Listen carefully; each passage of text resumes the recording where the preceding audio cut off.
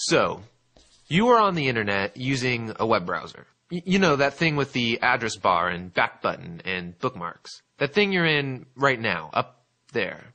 Yeah, that's your web browser. If you're like me, when you're on your computer, you spend something like, I don't know, 90% of your time on the internet in a browser. There's emails, chatting, you're reading news, watching videos, playing games, you're buying things, just to name a few. Which kind of makes the web browser the most important program on your computer. And if you think about it, it hasn't always been this way. You see, web browsers were first designed a long time ago with the old internet in mind. You know, back when it was slow and mainly just words with links that just send you to more words with links, back before all of these innovations. So some guys at Google asked, what if we redesigned the web browser from scratch with an eye towards the new web? You know, maps, video, and web apps that are a lot more dynamic. And so they created Chrome, a web browser that's crazy fast on today's internet. And it's sleek and more secure, but mostly it's really fast. I mean, my biggest question when I boot up my computer is how long till I get on the internet, right? I mean, if there isn't any internet, I might not even use my computer. Did you know that even the fastest computers will still take like 45 seconds to boot up? 45 seconds! You can make a sandwich in that time.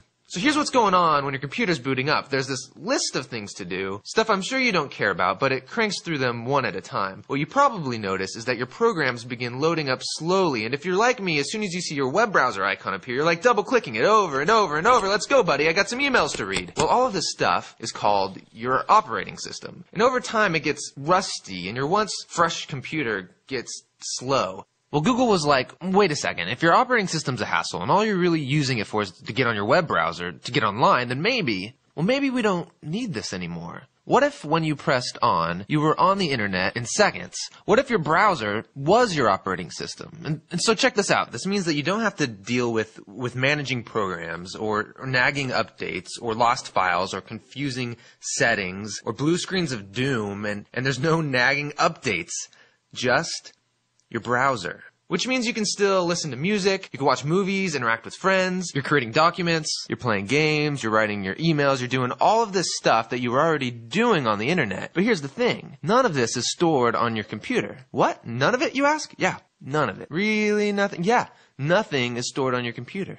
Well, where is it? It's on the internet. You know, like when you access your emails from your computer and your phone. The email, it isn't stored on either device. So if everything's stored on the internet, then your phone, your computer, all of these devices are what people call stateless. Which is kind of a big word, so maybe just remember this. Chrome is a totally rethought web browser. And you can download it right now on your computer. But Chrome OS is a totally rethought computer that lets you stop worrying about your computer so you could focus on the internet. Which is what most of us use our computers for nowadays anyways.